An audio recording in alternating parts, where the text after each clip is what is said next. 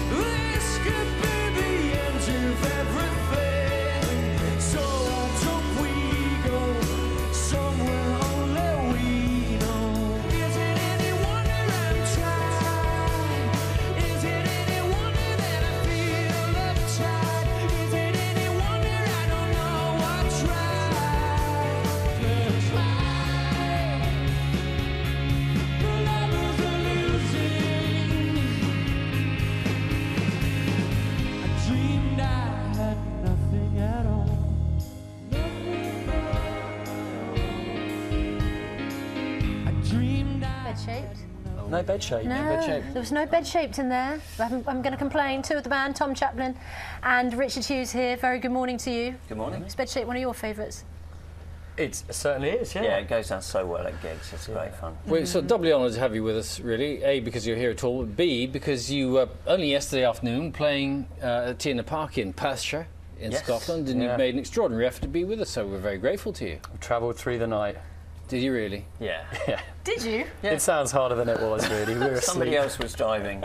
Yeah. Was it a proper rock star limousine you were in, or? No, we were on a tour bus. Tour bus. Yeah. With those little bunks. Yeah. Comfortable. Yeah, they're a bit too short for me. I've got very long legs. The fact that you were playing yesterday meant you didn't see any of the match, and you're big sports fans, aren't you? Yeah, we really wanted to see the tennis, but there was no big screen anywhere, and the internet was rubbish. So considering we were in Scotland, you'd have thought there'd been a big screen showing. But you were getting updates. Yeah, my wife was texting me shot by shot. Yeah. And how was the weather in Scotland? No, because it's been sort of difficult year for festivals. Did it hold up for you while you were on stage? It did for us. I think yesterday they endured the worst of it. But it's an amazing testament the day before, it's now tomorrow. Oh, sorry, yeah. You confused me. If it's Monday, we're somewhere. But I mean, the Scottish fans are brilliant. At the best of times, but even the worst of times, they were absolutely fantastic. And they were traipsing through mud that was that deep, and they'd been in it for 3 days, and they still kind of gave us everything. It was lovely. Tell us about this new album. And it was released back in May, and then went straight to #1, which makes it the 5th #1 album in a row. Which means, as Bill was saying, there's only one band that's done better than that. There's only one band that's better than us, ever. Controversial. It's a strange record to get that. It's just a bonus, really. It's nothing we set out to do. But when you're in the studio and you're putting the album together, and you think here you are with 4 #1s, and this next time round it'd be 5 #1s. Are you thinking, is there more pressure then to produce something that you think is going to get you to #1?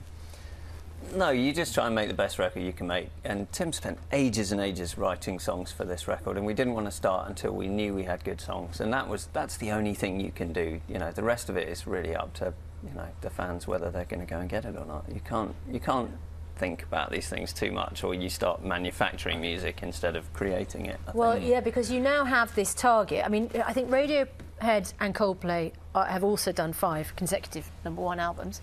So your next album going to #1 would mean you beat them. And then 7, you'd equal the Beatles. Right. And then 8, you're the greatest band in the world ever. But then all 3 of us are still making records, so they're going to do that as well. I'm sure the next Coldplay record will be #1, and the same with Radiohead. Yeah. So, and rightly so. You can't outgun them. Where do you seek inspiration for your music? Some of it's memories of when you were younger men.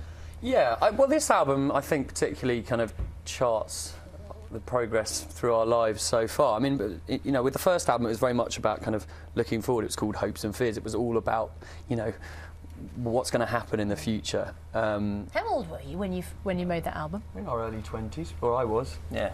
mid-20s. Mid-20s. But this album, I think we've got to a point in our lives now where, you know, you get beyond the age of 30 and you start to sort of take stock and maybe look at where it all began and then what's happened along the way. And I think Strangeland is kind of a document of that period of time. So it's very reflective. It certainly is, there are a few songs that kind of explore sort of, you know, the dream, where it all began back in our small town in East Sussex. Yeah, and you're all married now, and half of you have children. The other half have children. Yeah, which is why they're not here on the sofa right now. Amazing about. Yeah. When you've been as successful as you have been for so many years, though, what ambition is there still for you? You've just been on tour. I know you've just been on tour of North America, and you're going to South America shortly, aren't you? Yeah, we're all over the place. We're going to Southeast Asia. We're still going to new countries. We went to China for the first time last year and played a gig on the Great Wall of China. And so I think doing that, going to more and more countries, is still something we really enjoy doing. We're just trying to have fun with it, you know. It's a great way to spend your days, so we're just trying to enjoy it. And as we were watching Sally doing her sports news, we were talking through all the different sports, because you, Tom, spend a lot of time playing golf. Yep. And also keep fit by going running. Occasionally. And we were just talking about whether you like fast cars as well, because Lewis Hamilton was on. Yeah. How's that Ferrari doing? Yeah, they've both got big dents in them. So let's just get this straight. You had not one Ferrari, but two. No, well, I had one after another? One after another. Come Do you on. want to tell us I've clammed up now. Come on. Can you tell why? You've got to, Tom, tell us the story. You live the showbiz pop star lifestyle, but buying yourself a lovely shiny car.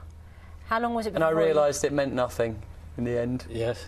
That's particularly when it was in a pile of bits. Right. And extraordinary thing you were telling us earlier, Richard, about how you deal with your challenges, because we were talking about rock climbing as well, or scaling. What was it? We were talking about climbing. Because you like rock climbing, and I said I used to do it, but don't because of vertigo. You do it because of vertigo. Well, I started getting vertigo. We started staying in these ridiculously tall hotels and things, and I started getting vertigo, and I just didn't want to have it, so I took up rock climbing, and it's a really good way of taking on vertigo and winning. That is a totally counterintuitive approach. They work, though, and it's a great sport. Everyone should go rock climbing. Anything else you're scared of? I'm just wondering. On the challenges you actually I don't like spiders. And have you got them as pets? No, that's the next thing. I'll tell you what the cure for being scared of spiders and creepy crawlers. You take up bees, beekeeping, you get used to them crawling over everything else is easy after that. Promise you. Tom, what's your greatest fear? Oh God, that's a very difficult question to answer. It's quite a deep one with you. Silence. Isn't it? Yeah. Silence on live television. Should we just leave people to imagine? Fill in the blanks. Yes. Guys, thanks very much. See you both. Thank you. See you a little later. Keane's new single Sovereign Light Cafe is out a week from today, and they will be performing live here in the studio at the end of the programme. Back from 6 o'clock here on BBC One tomorrow, but now we're going to leave you with Keane performing their brand new single, Sovereign Light Cafe. Have a lovely day. Bye-bye. Goodbye.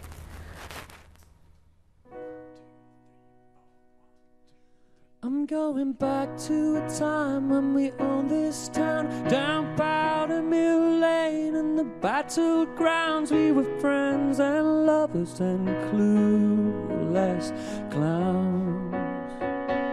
I didn't know I was finding out how I'd be torn from you when we talked about things we were gonna do. We were wide-eyed dreamers and wiser too. We'd go down to the rides on East Parade by the lights of the Palace Arcade and watch night coming down on the Sovereign Light Cafe.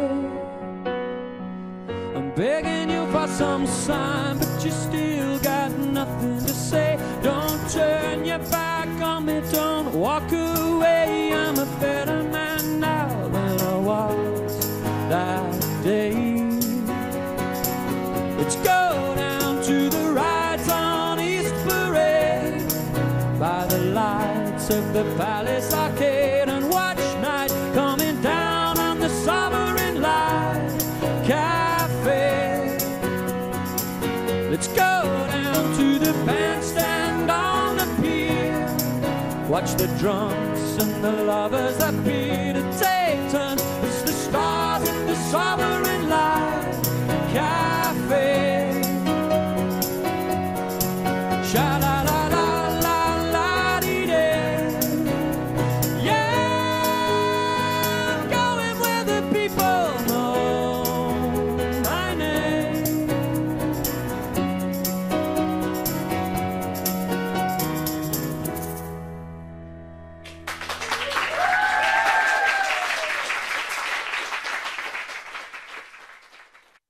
Coming next on BBC One,